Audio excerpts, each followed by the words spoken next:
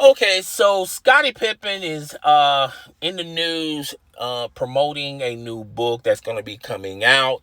And basically in this book, it pretty much it's going to go against the grain with the Last Dance documentary. By the way, fun fact, the Last Dance documentary really doesn't paint a great light to Scottie Pippen, but that's neither here nor there. And basically, in this new book, Scottie Pippen talks about his time with the Chicago Bulls. He also talked about he was the leader of the Chicago Bulls, and yada yada yada. Okay, those are more of the clip notes of this book. I'm pretty sure when the book comes out, we'll hear from Scottie Pippen's point of view of the Chicago Bulls. He also said there wouldn't be the Last Dance if it wasn't for him. And he also said Michael Jordan wouldn't be the Michael Jordan if he wasn't part of the Chicago Bulls team. All right. So those are your fun facts about what's going to go down when this book come out. Where shall I begin? All right. So before we get into Scottie Pippen, I like to state this. I feel like Scottie Pippen is one of the 50 greatest players of all time. All right. And he also contribute to those 6 titles with the Chicago Bulls. Alongside and he also contribute in the Bulls dynasty. But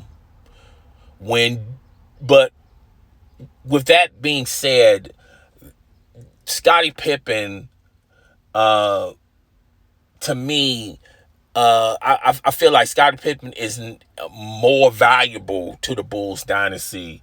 If you say, well, who's more valuable, him or Michael Jordan? I really think it was more of Michael Jordan is more valuable, and the reason why they have a Bulls dynasty and the reason why they won those 6 championships.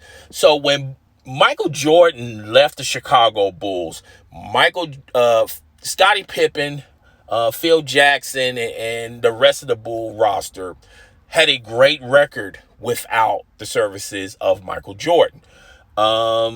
Made it well into the playoffs until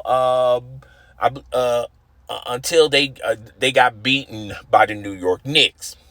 I feel like that was the game, the migraine game.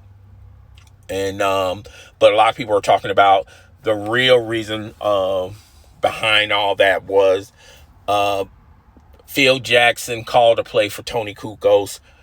Scottie Pippen didn't like the play, and Scottie Pippen just took himself out of that play. All right. And Scottie Pippen had some decent numbers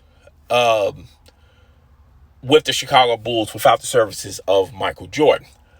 And when Michael Jordan was thinking about coming back, and ultimately he came back, Scottie Pippen was one of the individuals that was promoting and talking to Michael Jordan to come back and play basketball. Okay? And when he came back to play basketball, I believe, and I remember it, he didn't even play a full season. He only played a half a season. And they lost the series to the Orlando Magic. But after that, they began to run tables in the NBA, run roughshod, and they won 3 straight once again with Michael Jordan. So when Scottie Pippen had the opportunity to become leader of the Chicago Bulls, when Michael Jordan left to play baseball, even though he had decent numbers, they were not great numbers, and he couldn't get the team to the promised land, which was at least the NBA Finals. I don't think he had to win a championship without Michael Jordan, but at least get the team to the NBA Finals. All right, in my opinion, if you feel that you're a better leader and you was the true leader of the Chicago Bulls. All right, so when they broke up the Bulls dynasty, Scottie Pippen went to the Houston Rockets. He went to the Houston Rockets. They had Hakeem the Dream Olajuwon, and they also got Charles Barkley, and they basically did nothing there. Okay, Scottie Pippen had decent numbers, but he couldn't propel that team to the promised land. All right. Then Scottie Pippen went to the Portland Trail Blazers. Had a talented roster. Okay, let's not get it twisted and let's not get it confused. Okay, even though they were getting the Scottie Pippen almost past his prime. All right, they had a lot of great players on that Portland Trailblazer team. Rasheed Wallace, okay, and yes, there was a lot of nicknames for the Portland Trailblazers. They called them the Jail Blazers, okay, but talent is talent, okay. Those teams were talented, and they had their struggles with the Los Angeles Lakers when they had Kobe and Shaquille O'Neal. And I can remember a game when they were up by 15. And in those times, a 15-point lead, that means it's over for the other team. And then the Lakers came out of that 15-point lead deficit, and they won that game. And then ultimately, they won that series. All right.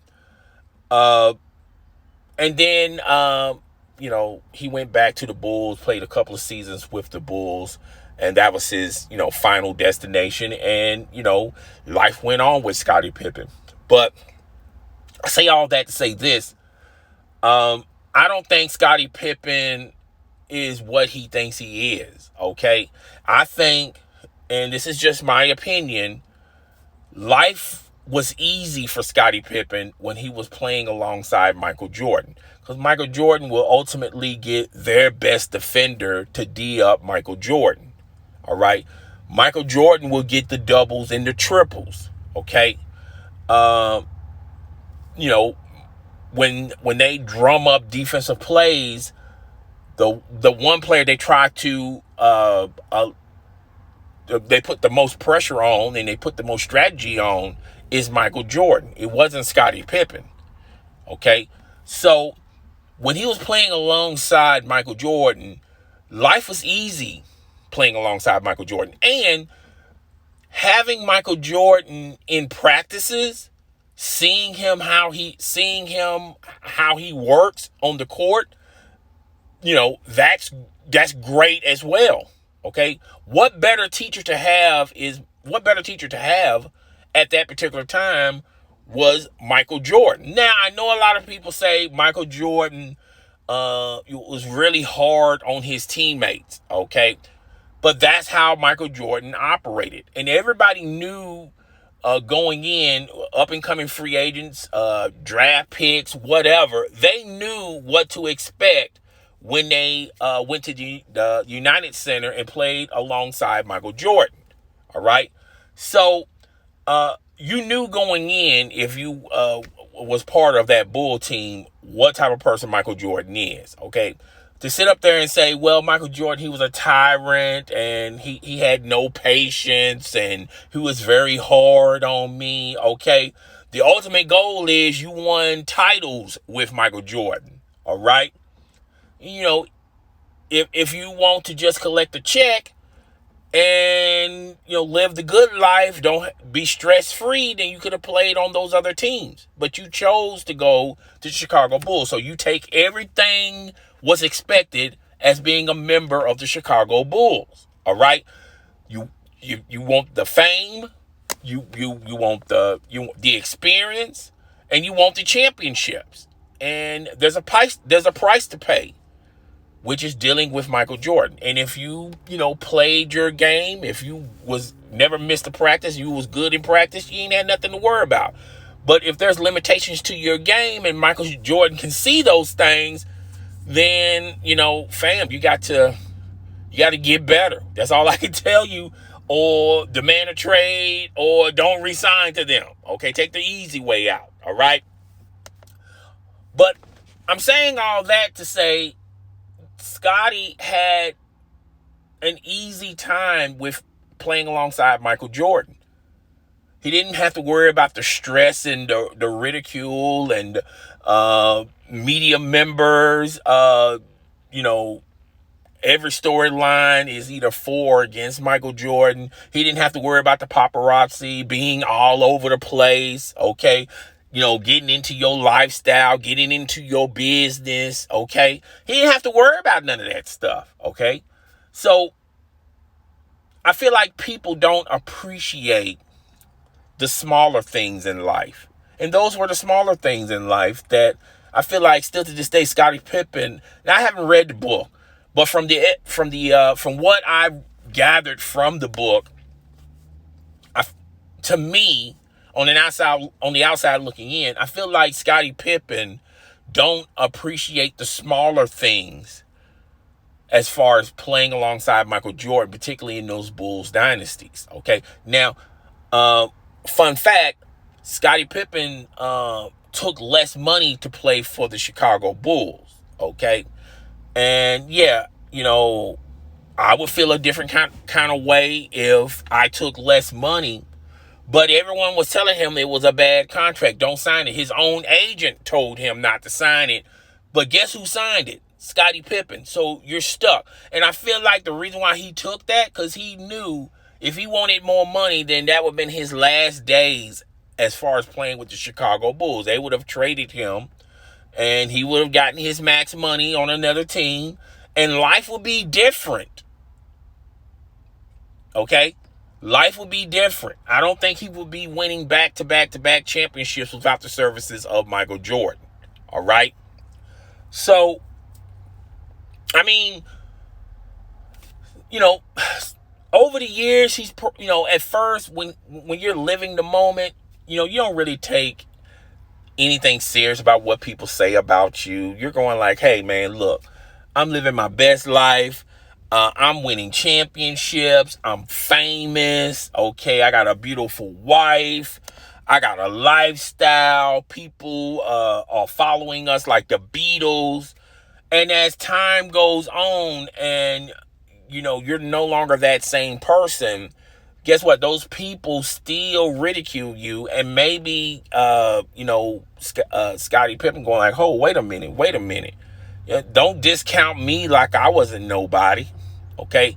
Sometimes when the road is smooth, you don't pay attention to what's around the road or the cars in front of you or the cars behind you when you're just driving your normal day, getting to point A to point B. But when you're in a traffic jam and you're stopping every 10 meters, every 10 meters, you start noticing things like, damn, what's the hell going on with that car in front of me? What that car doing on the other side? I mean, what they doing on the other side of the lane? Okay, is this a one-lane street? I mean, what happened? Is there a wreck? I mean, you start paying attention when, life gets a little rough. And I'm not saying Scottie Pippen's life is rough by any stretch of the imagination, but when you start experiencing some turbulence and when you start... When you're away from what you were and now you're a different guy but people are still criticizing you, you're moving slower now. Now you're starting to feel those hits. And now you're saying, look, I mean, I don't know. I just feel like Scottie Pippen starts to think to himself like, oh, I was a bigger asset to the Bulls. I was just as important to the Bulls dynasty than Michael Jordan. I feel like when this book comes out, ultimately, I don't think Scottie Pippen's going to say he was more valuable than Michael Jordan. Okay? I feel like those are just little clip notes to add interest and spark to get people to buy the book. Okay? And once people read the book, oh, he meant it in this way. Clever writing. But I feel like when the book, I feel like deep inside, Scottie Pippen is saying, hey, I'm an equal to Michael Jordan. I contribute a lot to the Bulls dynasty just as much as Michael Jordan. I don't think he's saying more than Michael Jordan, but as an equal, to Michael Jordan. And I think that's what he's really alluding to. But like I said, we won't know until we fully read the book. And, at the end of the day, like I said earlier, look, Scottie Pippen is one of the 50 greatest players in NBA history. Still is, okay? But I got to call it like I said. I don't think Scottie Pippen is a franchise-changing player, okay? Even though his stats were decent, his stats were good, but he wasn't Michael Jordan, okay? He just simply wasn't, okay? And to say that all this still would have happened without Michael Jordan is an insult. Now, people are going to say, well, it goes both ways. What about Scottie Pippen? Scottie Pippen contribute, okay? Which he did, all right?